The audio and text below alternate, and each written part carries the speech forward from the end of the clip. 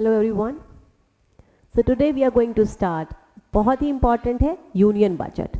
Union budget 2023-24 का union budget 1 फरवरी को निर्मला सीतारमण जो कि हमारी वित्त मंत्री हैं, फिनेंस मिनिस्टर है, यूनियन फाइनेंस मिनिस्टर है, उन्होंने प्रेजेंट किया. तो क्या हम करेंगे आज डिटेल्ड एनालिसिस हम करेंगे इसका यूनियन बजट का. क्या क्या पॉलिसीज लॉन्च की गई हैं, क्या क्या प्रपोजल्स हैं यूनियन बजट में, ये सब हम डिटेल में डिस्कस करेंगे. तो ये बहुत ही इंपॉर्टेंट हो जाता है UPSC and also for state examinations. So we are going to start with contents कि क्या क्या होगा यूनियन बजट में. सो पार्ट ए पहले हम करेंगे इंट्रोडक्शन की बजट क्या है, ठीक है, बजट होता क्या है.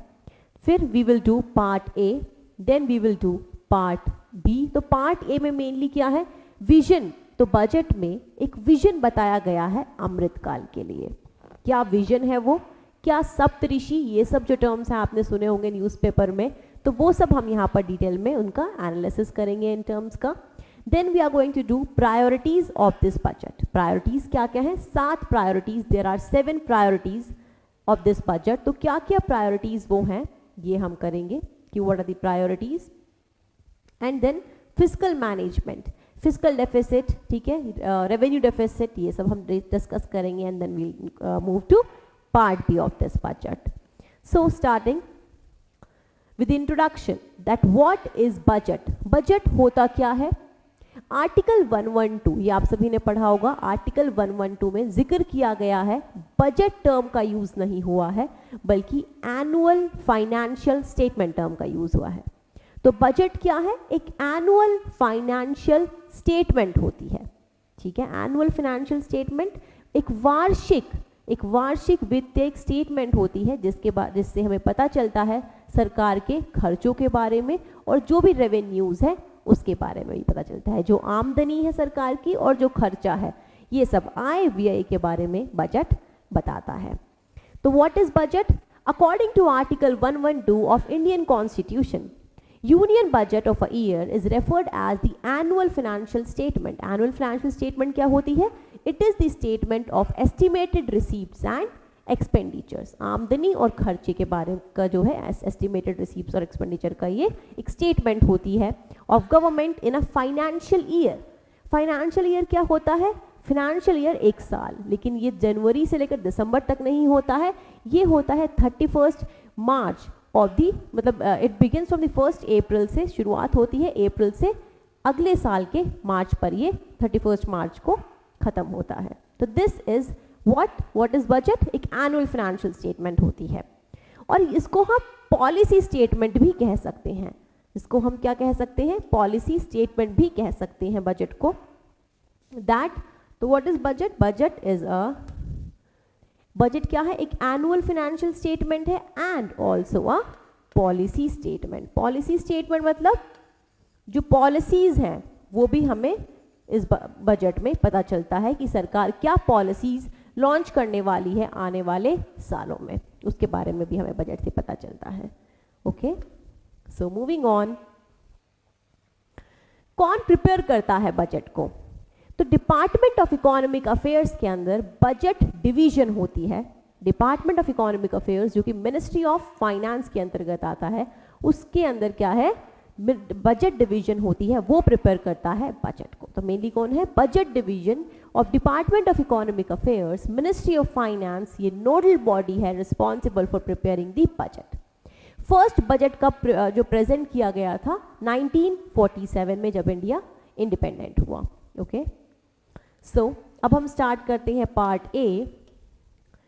तो निर्मला सीतारमण जी जो हैं हमारी वित्त मंत्री, उन्होंने कहा ये जो बजट है, इस साल का जो बजट है, ये पिछले साल के ही जो बजट से लिंक्ड है.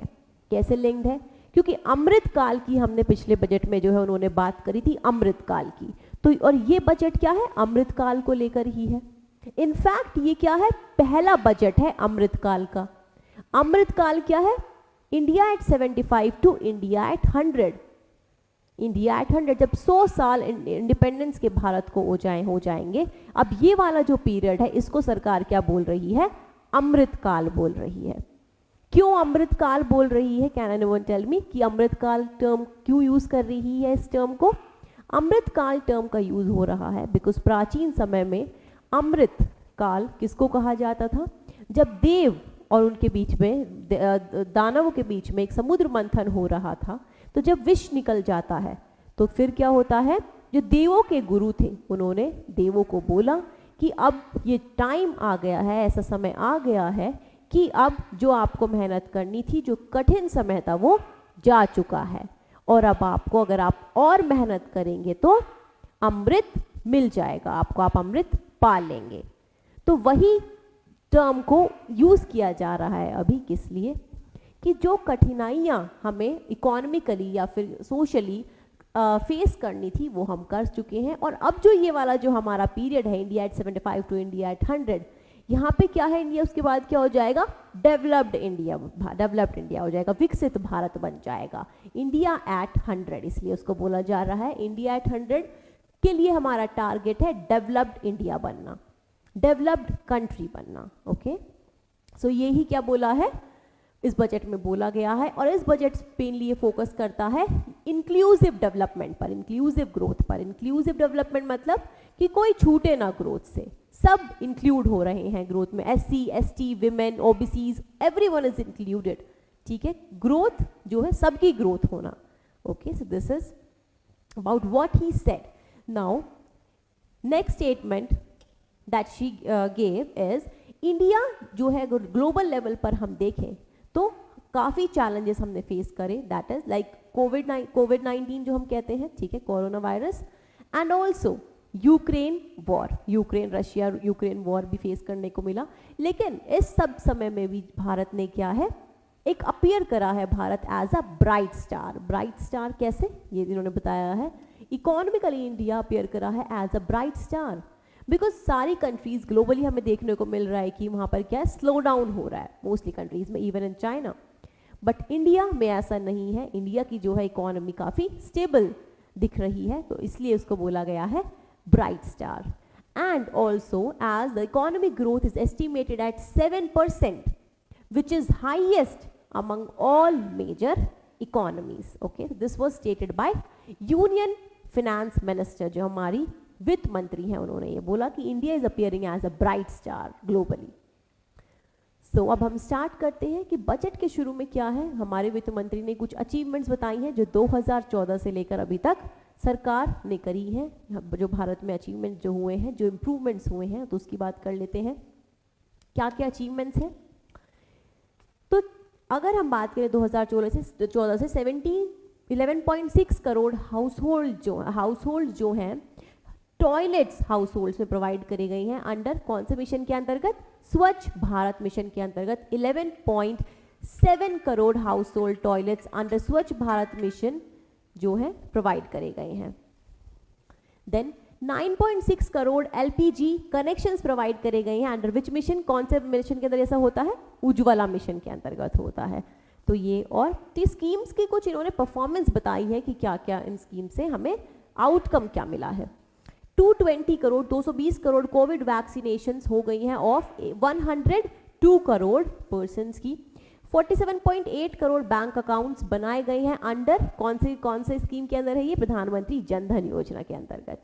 Then 44.6 crore persons covered under PM Suraksha बीमा एंड प्रधानमंत्री जीवन ज्योति योजना के अंतर्गत जो है इतने लोग कवर हो गए हैं, इन्होंने बताया है। 2.2 lakh crore cash transfer to over 11.4 crore farmers under Pradhan Mantri Kisan Samman Nidhi Yojana जो है। Per capita income more than double हो गई है, इन्होंने बताया कि 2014 से पर कैपिटा इनकम जो है मोर देन डबल हो गई है। कितनी है? मोर देन डबल टू ₹1 ये आपके लिए इंपॉर्टेंट है। पर कैपिटा इनकम के बारे में कितनी है अभी? 1.97 लाख। ठीक है, more than per capita income जो है more than double to ₹1.97 lakh. Fine. Now what is the budget's vision for Amritkaal? एक अमृतकाल के लिए एक विजन प्रोवाइड करा है बजट ने, कैसे अमृतकाल में क्या विजन हमें रखना होगा। तो mainly finance minister of India ने बोला है कि ये फर्स्ट बजट है अमृतकाल का, ये पहला बजट होगा और इसका क्या विजन है? Mainly empowered and inclusive economy banana India को, एक एम्पावर्ड एंड इंक्लूसिव इकोनॉमी बनाना। इसका क्या मतलब है? एम्पावर्ड मतलब लोग अपने डिसीजंस ले पाए, बेटर तरीके से डिसीजंस ले पाए, बेटर अपॉर्चुनिटीज देना लोगों को उसके लिए। एंड इंक्लूसिव का क्या मतलब है? कि सारे सेक्शंस उसमें इंक्लूडेड हो, like SC ST OBC women सब क्या है? इंक्लूडेड हो, कोई भी एक्सक्लूडेड ना हो इकोनॉमिक ग्रोथ से। ठीक है, तो ये दो टर्म्स का यूज किया है कि empowered and inclusive economy, that is जो कि टेक्नोलॉजी ड्रिवन होनी चाहिए और नॉलेज बेस्ड होनी चाहिए। टेक्नोलॉजी ड्रिवन मतलब we are focusing on new age technologies like artificial intelligence, robotics, इन सब पर हमें फोकस करना है। एंड नॉलेज बेस्ड इकोनॉमी होगी, मतलब हमें स्किल्स भी प्रोवाइड करनी होगी, नॉलेज प्रोवाइड करनी होगी लोगों को। तो ये किस लिए इंपॉर्टेंट है?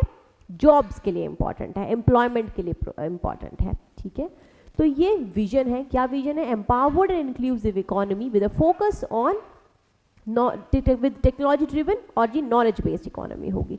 इसके लिए 3 फोकस एरियाज बताए हैं, 3 चीज़ों पर हमें फोकस करना होगा एम्पावर्ड और इंक्लूसिव इकोनॉमी। इसके लिए क्या है? अपॉर्चुनिटीज प्रोवाइड करना सिटीजन्स को, specially to youth.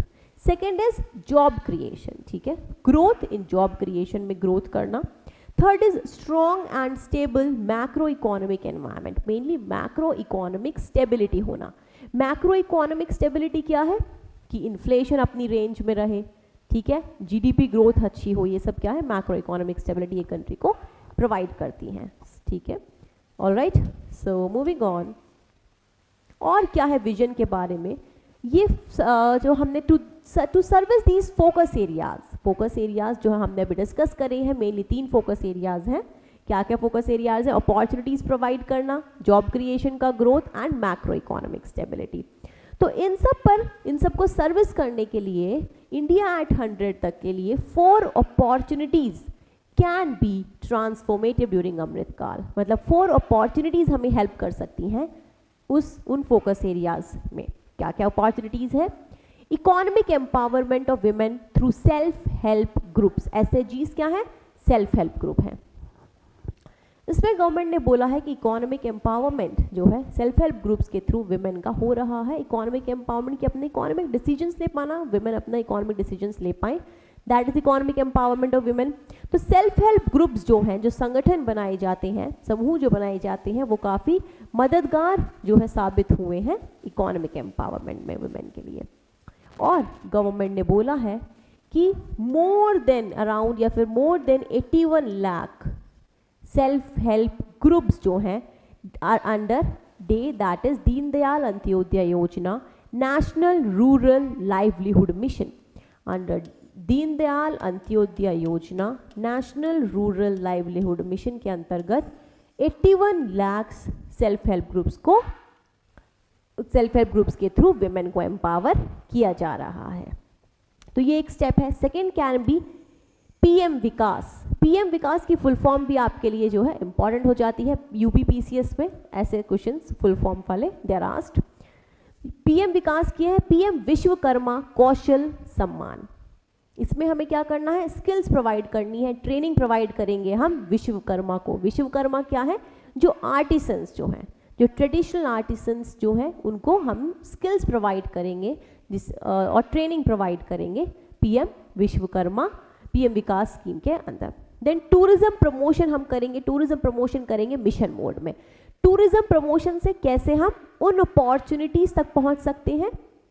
Because tourism promotion होगा तो इंफ्रास्ट्रक्चर डेवलपमेंट होगा, रोड्स डेवलप करी जाएंगी, और अगर रोड डेवलपमेंट होगा तो जॉब्स मिलेंगी लोगों को, तो ये हेल्प करेगा in creation of job growth. ठीक है, तो that is why tourism promotion हम करेंगे मिशन मोड में। मिशन मोड मतलब स्पेसिफिक डिपार्टमेंट दिया जाएगा टूरिज्म पर फोकस करने के लिए, और टारगेट्स बनाए जाएंगे कि इस टाइम में हमें ये करना है, उस टाइम तक हमें ये अचीव करना है, टारगेट्स बनाए जाएंगे। That is an mission mode में होगा टूरिज्म का प्रमोशन। देन ग्रीन ग्रोथ, हरित ग्रोथ। ग्रीन ग्रोथ पर काफ़ी गवर्नमेंट फोकस कर रही है। क्यों? मेनली पेरिस अग्रीमेंट के तहत भी जो गवर्नमेंट की जो वो है जो डील जो we can say nationally determined contributions के अंतर्गत इंडिया को नेट जीरो कार्बन कंट्री बनना है बाय 20, बताइए कब तक? बाय 2070 तक, 2070 तक। ओके तो इसको अचीव करने के लिए भी green growth is very much required, because climate change ये सब हम टर्म्स यूज करते हैं, तो उसकी वजह से हम ग्रोथ को तो नहीं रोक सकते हैं, लेकिन ग्रोथ को ग्रीन बना सकते हैं, जिसका एक एग्जाम्पल है नेशनल ग्रीन हाइड्रोजन मिशन, जो हमारे एक वीडियो भी है वो आप देख सकते हैं। तो national green hydrogen mission is an example of green growth को प्रमोट करने के लिए भारत का। So moving on, now we have priorities of this budget. This budget has 7 priorities जिनको नाम दिया गया है सप्तऋषि। सप्तऋषि क्यों इसको नाम दिया गया है ये भी जान लेते हैं। सप्तऋषि क्या है? एक कॉन्स्टलेशन है, मेनली ग्रुप्स है स्टार्स का, एक कॉन्स्टलेशन है जो कि पहले टाइम में क्या होता था, यूज किया जाता था उसको या गाइड करने के लिए। वो गाइड करता था, मेनली लोग जो है गाइड होते थे उसके थ्रू, डायरेक्शंस, अपना जो डायरेक्शंस जहाँ पे जाना होता था उसके लिए पता चल जाता था लोगों को। और ये भी सप्तऋषि भी क्या होगा, सप्तऋषि एक स्ट्रैटेजी है मेनली जो हमें हेल्प करेगी, गाइड करेगी to become a developed country, एक विकसित भारत बनने के लिए। बाय 2047 इंडिया एट 100 पर हमें डेवलप्ड कंट्री बनने के लिए हेल्प करेगी ये स्ट्रैटेजी जो कि है सप्तऋषि। तो union finance minister listed 7 priorities of the union budget, said ये कॉम्प्लीमेंट करती हैं एक दूसरे को and act at Saptarishi, guide करेंगे जो कि हमें इस अमृतकाल के पीरियड में। क्या क्या है ये जान लेते हैं। इंक्लूसिव डेवलपमेंट है। इंक्लूसिव डेवलपमेंट मैंने आपको बताया है कि कोई भी सेक्शन एक्सक्लूडेड नहीं है डेवलपमेंट से।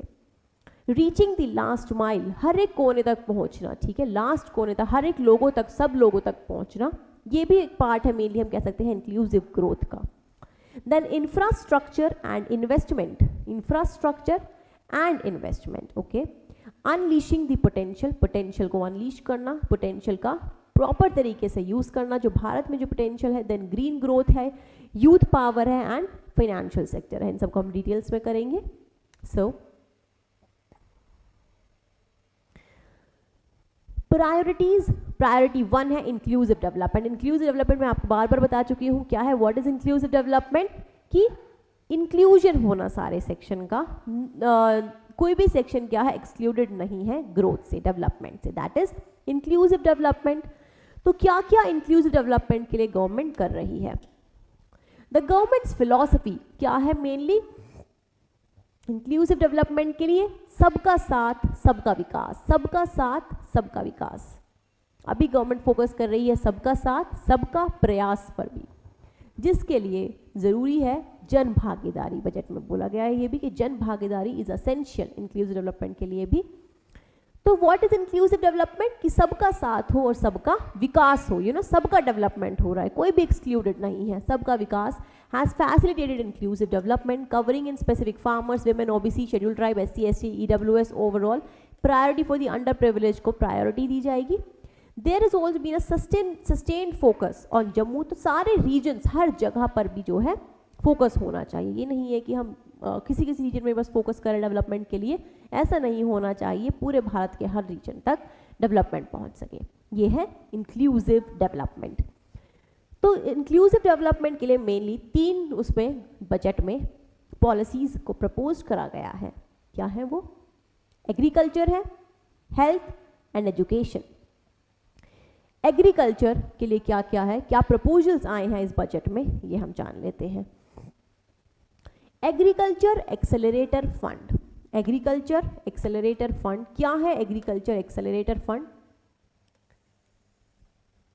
ये एनकरेज करने के लिए है एग्री स्टार्टअप्स को, जो एग्रीकल्चरल जो स्टार्टअप्स होते हैं, जो रूरल एरियाज में मेनली ये होते हैं, जो एग्रीकल्चरल स्टार्टअप्स होते हैं, मेनली सीड्स वगैरह के लिए लोग अपना स्टार्टअप बना लेते हैं, एक छोटा सा बिजनेस, स्टार्टअप के लिए छोटा सा अपना बिजनेस बना लेते हैं कुछ लोग मिलकर रूरल एरियाज में। तो to encourage agri startups, agricultural startups को एनकरेज करने के लिए है। एनकरेज कैसे करेंगे, उनको फाइनेंशियल सपोर्ट प्रोवाइड करेगी गवर्नमेंट, ठीक है, और जो भी सपोर्ट प्रोवाइड करना होगा वो गवर्नमेंट प्रोवाइड करेगी under agriculture accelerator fund. Then Atmanirbhar Bharat horticulture clean plant programme. Horticulture, horticulture क्या होता है, मेनली फ्रूट्स, फ्लावर्स, ये सब जो है वेजिटेबल्स, ये सब हॉर्टिकल्चर में आते हैं। तो हॉर्टिकल्चर के लिए है ये scheme, horticulture clean plant programme. Clean plant, horticulture के क्लीन प्लांट हो इसलिए ये एक प्रोग्राम है। ये किस लिए है? To boost the production of high value horticulture crop. Horticulture हम काफ़ी ज़्यादा जो हॉर्टिकल्चर फ्रूट्स वेजिटेबल्स हैं ये सब क्या है? मेनली बहुत सारे फ्रूट्स और फ्लावर्स ये सब ऐसे हैं जिनकी एक्सपोर्ट्स जो है अगर हम करें तो काफ़ी हाई वैल्यू है और इंडिया काफ़ी गेन कर सकता है इकोनॉमिकली। तो जिनकी हाई वैल्यू है और एक्सपोर्ट हम कर सकते हैं जिनको मेनली, उनको क्या है? प्रोडक्शन हमें एक्सपोर्ट करना है, बूस्ट करना है उनका प्रोडक्शन। और अगर हम एक्सपोर्ट करना चाहते हैं तो डेफिनेटली क्या है? हमें देखना होगा कि उन पर कोटाज ना लगे, मेनली जो लग जाते हैं, ठीक है, वो कोटाज ना लगाए दूसरी कंट्रीज। उसके लिए क्लीन प्लांट प्रोग्राम है। क्लीन प्लांट होगा कि ये सब जो चीज़ें हैं जो फ्लावर्स हैं फ्रूट्स हैं ये सब जो है क्लीन हो, मेनली इन सब के लिए ये प्रोग्राम है। इसके लिए कितना आउटले है? 2200 crore. 2200 crore is the outlay for this horticulture clean plant programme के लिए। Then 20 lakh crore agriculture credit दिया गया है। 20 lakh crore, you should remember this, 20 lakh crore जो मेनली फोकस करेगा किस पर? एनिमल हस्बेंड्री पर, फिशरीज पर एंड डेयरी सेक्टर पर फोकस कर रहा है। तो गवर्नमेंट फोकस कर रही है animal husbandry, fisheries and dairy sector पर। Then additional storage capacity provide करी जाएगी टू फार्म प्रोड्यूस। इससे क्या हो सकता है? क्यों सरकार ये कर रही है? You should think like that कि क्या बेनिफिट इसका होगा। एडिशनल स्टोरेज कैपेसिटी से क्या होगा? अगर सरकार ये प्रोवाइड करती है देन यू नो कि स्टोरेज कैपेसिटी है तो डिस्ट्रेस कंडीशंस में फार्मर्स सेल नहीं करेंगे, ठीक है, क्योंकि बिकॉज अगर हम हॉर्टिकल्चर की ही बात करें, वेजिटेबल्स की हम बात करें तो डिस्ट्रेस कंडीशंस में सेल करना पड़ता है बिकॉज स्टोरेज कैपेसिटीज़ नहीं होती हैं। तो इसलिए क्या करना पड़ेगा? उनको सेल कर देते हैं जल्दी में, बिकॉज पेरिशेबल भी होती हैं क्रॉप्स, तो सेल कर देते हैं। और स्टोरेज कैपेसिटीज़ जो नहीं होती हैं वो अगर हम प्रोवाइड करेंगे तो फूड वेस्टेज भी क्या है? रिड्यूस हो सकता है। Support to making India a global hub for millets. Millets को बोला है हमारे वित्त मंत्री ने श्री अन्ना। श्री अन्ना क्यों होता है ये आप कमेंट बॉक्स में बताएंगे कि मिलेट्स के क्या क्या बेनिफिट्स होते हैं, कैसे मिलेट, किस लिए मिलेट जो है हमारे लिए बहुत अच्छा होता है, लाभदायक होता है। तो सपोर्ट दे रहा है, अब जो बजट में सपोर्ट दिया गया है मिलेट्स को, किस लिए? भारत को एक ग्लोबल हब बनाना है मिलेट्स के टर्म्स में। इंडिया क्या है? ऑलरेडी लार्जेस्ट प्रोड्यूसर है मिलेट्स का। India is the largest producer of millets and second largest exporter है इंडिया मिलेट्स का, ठीक है, you should remember this, alright. Support to making India global hub बनाना है मिलेट्स के लिए, श्री अन्ना के लिए। इंडिया अभी भी काफ़ी सारे जो मिलेट्स हैं वो प्रोड्यूस कर रहा है, लाइक ज्वार, रागी, बाजरा, ठीक है, ये सब एग्जाम्पल्स हैं इसके। व्हाट श्री अन्ना के बेनिफिट्स आपको बताने हैं कमेंट बॉक्स में। देन हेल्थ पर हम अब बात करेंगे, इंक्लूसिव डेवलप। अगर क्वेश्चन आ सकता है मेंस में कि what are the steps taken by the government for agriculture in last year, ठीक है, या फिर बजट में क्या स्टेप्स लिए गए हैं एग्रीकल्चर के लिए, तो उसके लिए आपको ये सब स्टेप्स जो हैं बताने होंगे। Okay, now we are moving for inclusive health. Inclusive health care, इसके लिए अफोर्डेबल बनाना होगा हेल्थ केयर को। कैसे बना सकते हैं, क्या कर रही है गवर्नमेंट, ये देख लेते हैं। इन्हांस कर दिया है health expenditure to 2.1% of GDP. क्या कितना हो है इस बार हेल्थ एक्सपेंडिचर पर बजट? 2.1% है जीडीपी का। Then sickle cell anaemia elimination mission है to be launched. Sickle cell anaemia जो एलिमिनेशन मिशन सरकार लॉन्च करेगी। कब तक एलिमिनेट करने का टारगेट सरकार का है? बाय 2047। जब भारत क्या है? डेवलप्ड कंट्री बनने का हमारा टारगेट है, इंडिया एट 100। बाय 2047 तक we target to eliminate sickle cell anaemia. Sickle cell anaemia क्या होता है ये भी आप कमेंट बॉक्स में बताएंगे। देन 157 न्यू नर्सिंग कॉलेजेस जो हैं इस्टेब्लिश किए जाएंगे। ये काफ़ी इंपॉर्टेंट है कितने पीसीएस के लिए कि 157 नए नर्सिंग कॉलेज इस्टेब्लिश किए जाएंगे। कहाँ पर? जो ऑलरेडी 157 मेडिकल कॉलेजेस हैं उनके पास में ही ये नर्सिंग कॉलेजेस इस्टेब्लिश किए जाएंगे। जो ऑलरेडी 157 नर्सिंग कॉलेजेस जो 2014 से जो सरकार ने बनाए हैं उनके पास में ही कोलोकेशन जो है किया जाएगा 157 न्यू नर्सिंग कॉलेजेस का। फाइन।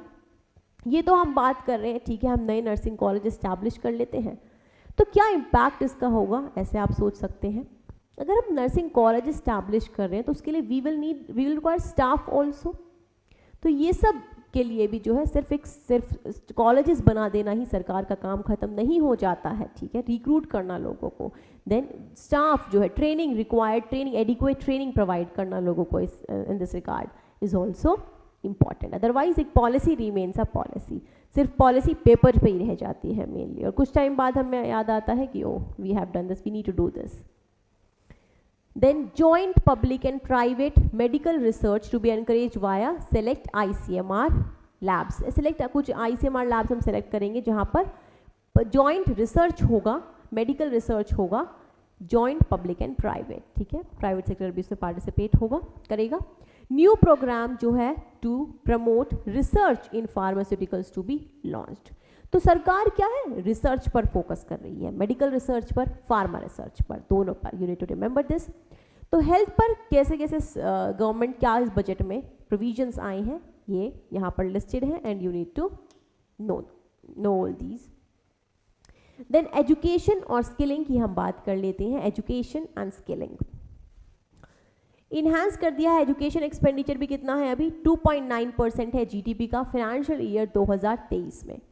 न्यूज़पेपर में आप सबने पढ़ा होगा कि बहुत सारे लोग इसको क्रिटिसाइज कर रहे हैं कि कम कर दिया गया है, काफ़ी कम है एजुकेशन पर जो एक्सपेंडिचर है, but according to me this is not that much less, because क्या है कि जो अगर हम बात करें जो लास्ट ईयर का जो बजट एस्टीमेट था और फिर जो लास्ट ईयर का बजट का जो रिवाइज एस्टीमेट आया है, इट इज़ उससे ये क्या है, ज़्यादा है एटलीस्ट, तो it has not been reduce. Revise estimate क्यों कम था then last years budget estimate, because सरकार क्या है, खर्चा ही नहीं कर पाई है उतना, और अगर खर्च ही नहीं उतना कर पा रही है तो फिर ज़्यादा देने का क्या ही फ़ायदा होता है।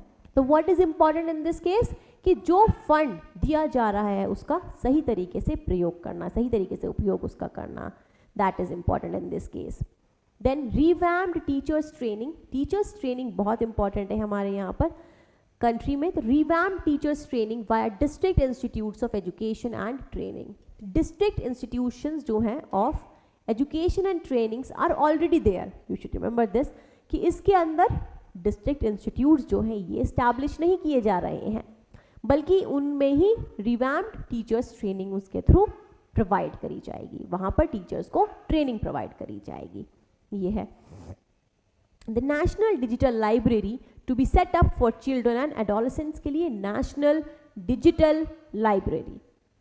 डिजिटल एजुकेशन पर जो सरकार ने फोकस करना मेनली पहले भी था, बट कोरोना के बाद it has become very important, उसका ही ये पार्ट है नेशनल डिजिटल लाइब्रेरी, जहाँ पर बुक्स जो है डिफरेंट तरीके की बुक्स या फिर वी कैन से जर्नल्स, ये सब क्या है अवेलेबल होंगी स्टूडेंट्स को, चिल्ड्रंस को और एडोलेसेंट्स को। सो ये उसी रिस्पेक्ट में है। Then states will be encourage to set up physical libraries, ये तो हो गया डिजिटल लाइब्रेरी ऑनलाइन, ठीक है। फिजिकल लाइब्रेरीज के लिए भी सेटअप करने के लिए स्टेट गवर्नमेंट्स को एनकरेज करेगी सेंट्रल गवर्नमेंट। फिजिकल लाइब्रेरीज कहाँ पर स्टैब्लिश करने की बात कर रहे हैं, पंचायत और वार्ड लेवल्स पर। सोचिए अगर आपके गांव में भी जो है फिजिकल लाइब्रेरी एक हो जहाँ पर आप बढ़िया तरीके से फोकस करके पढ़ सकते हैं, वही बात यहाँ पर की गई है। देन प्रधानमंत्री कौशल विकास योजना, इसकी हम बात करेंगे आगे पार्ट बी में, so will then deal with it. ये सब you should remember, revamp teachers training, national digital library and physical libraries in villages and ward, panchayat and ward level पर। ये सब है इंक्लूसिव डेवलपमेंट के बारे में। अगर a question is asked on inclusive development, that inclusive development के लिए बजट में क्या क्या है, तो you will have to remember, you will have to write all this. Agriculture भी, हेल्थ का भी एंड इंक्लूसिव एजुकेशन पर भी क्या क्या स्टेप सरकार ने लिए हैं, क्या प्रपोज करे हैं। Now moving on to priority 2, क्या है priority 2, reaching the last mile. हर एक कोने तक पहुंचना, सारे लोगों तक मेनली पहुंचना, यही टारगेट है मेनली, ये प्रायोरिटी है सरकार की। कोई भी सेक्शन ना छूटे, कोई जगह ना छूटे, कोई रीजन ना छूटे, कोई विलेज ना छूटे, कोई स्टेट ना छूटे, ये मेनली इसका प्रायोरिटी है। इसमें मेनली है aspirational block programme. Aspirational block programme अभी रिसेंटली लॉन्च किया गया था ये किससे इंस्पायर हुआ है? एस्पिरेशनल डिस्ट्रिक्ट प्रोग्राम से। एस्पिरेशनल डिस्ट्रिक्ट प्रोग्राम क्या है? मेनली 112 डिस्ट्रिक्ट्स को डेवलप करने के लिए था, जो कि लेस डेवलप्ड, बहुत ही कम डेवलप्ड डिस्ट्रिक्ट्स थी, उनको डेवलप करने के लिए था। मेनली उनको जो है और फैसिलिटीज़ प्रोवाइड करने के लिए था ये एस्पिरेशनल डिस्ट्रिक्ट प्रोग्राम। उसमें काफ़ी इम्प्रूवमेंट हमें देखने को मिला है, लेकिन क्या देखने को मिला कि अब इन 112 डिस्ट्रिक्ट्स में भी कुछ ऐसे ब्लॉक्स हैं जो काफ़ी हद तक डेवलप हो गए हैं और कुछ ब्लॉक्स अभी भी क्या हैं, इनमें कम डेवलप हुए हैं। तो उन ब्लॉक्स पर फोकस करने के लिए aspirational block programme was launched, जो कि मेनली कवर करता है 500 ब्लॉक्स को। यू शुड रिमेंबर दिस, कितने ब्लॉक्स को ये कवर करता है? It covers 500 blocks. क्या प्रोवाइड करना है इन ब्लॉक्स में? Mainly better health care, better nutrition, education, agriculture, water resources, financial inclusion, ये सब प्रोवाइड करना है। काफ़ी इंपॉर्टेंट ये है। द नेक्स्ट इज पीवीटीजी, प्रधानमंत्री पीवीटीजी डेवलपमेंट मिशन। पीवीटीजी क्या है? Particularly vulnerable tribal group. Okay, पहले इनको पीटीजी कहा गया था, ये धेबर कमीशन की रिकमेंडेशन से आई थी, धेबर कमीशन, यू शुड रिमेंबर। और 2006 में इनको जो है रीनेम किया गया था as PVTG, particularly vulnerable tribal groups. Fine. So प्रधानमंत्री ने पीवीटीजी डेवलपमेंट मिशन लाया है। क्यों लाया हुआ ये मिशन, बताइए? बिकॉज आप बात कर रहे हैं इंक्लूसिव डेवलपमेंट की, रीचिंग द लास्ट माइल, हर कोने तक पहुंचना, हर लोग तक, हर इंसान तक पहुंचना। उसके लिए डेफिनेटली पीवीटीजीज क्या है? ये पर्टिकुलरली वल्नरेबल जो ट्राइबल ग्रुप्स हैं, ये कुछ STs mainly around 705 scheduled tribes हैं इंडिया में, उनमें से जो कुछ ट्राइब्स हैं अराउंड 75 पीवीटीजीज हैं। ये कौन है? जो बहुत ही लेस डेवलप्ड है, पॉपुलेशन भी इनकी क्या है, बहुत ही कम है और वो डिक्रीज कर रही है। तो पॉपुलेशन बहुत कम है और बहुत ही लेस डेवलप्ड जो है इनमें से, वो पीवीटीजीज उनको बना दिया गया है नाम। उन पर फोकस करने के लिए ही ये मिशन लाया गया है, लॉन्च किया गया है। क्या है ये? To improve the socio economic conditions of PVTGs. It's very natural कि ये मिशन होगा, डेवलपमेंट करना है उनका, तो उनकी सोशो इकोनॉमिक कंडीशंस को इम्प्रूव करने के लिए है। कितना आउटले दिया गया है ये भी इंपॉर्टेंट है, ₹15,000 करोड़ आउटले दिया गया है, will be made available to implement the mission in the next 3 years, next 3 साल में, under the development action plan for the scheduled tribes. You should remember this, next 3 years में ₹15,000 करोड़। सो और क्या है प्रायोरिटी 2 में, ये भी बात कर लेते हैं।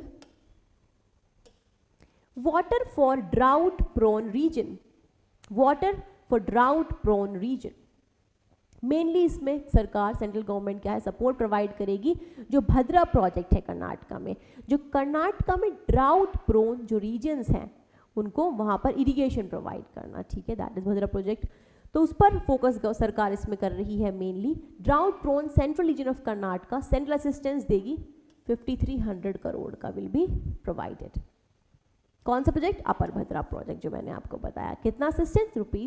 ₹5300 crore. Fine. Next is PM Awas Yojana, ये पुरानी योजना है, प्रधानमंत्री आवास योजना। आउटले कितना है इसका? इनहैंस कर दिया गया है, यू शुड नो। इनहैंस मतलब बढ़ा दिया गया है बाय 66% टू ओवर रुपीज कितना है? 79,000 करोड़। तो you should remember such questions can be asked in UPSC prelims में भी, दैट जो भी आउटले है अंडर प्रधानमंत्री आवास योजना has been decreased in this budget या फिर हैज बीन इनहैंस्ड, ऐसे स्टेटमेंट बन सकती है। तो आपको इसलिए पता होना चाहिए कि ये इनहैंस करा है बाय 66%। देन भारत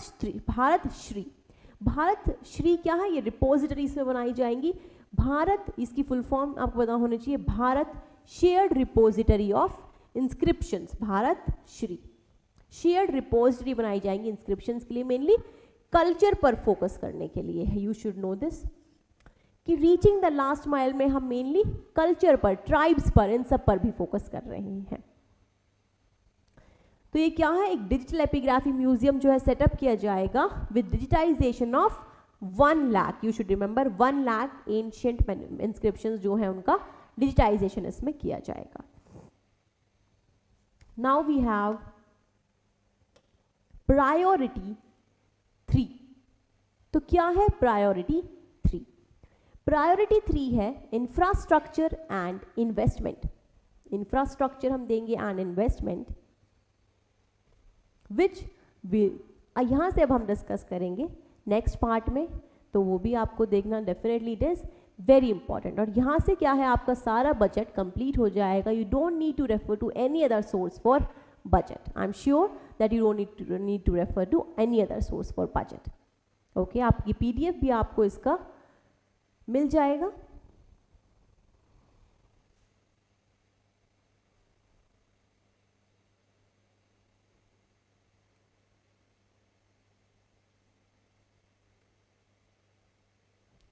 PDF के लिए आप ये हमारा टेलीग्राम चैनल पर विजिट कर सकते हैं। And if you want to contact, these are some ways.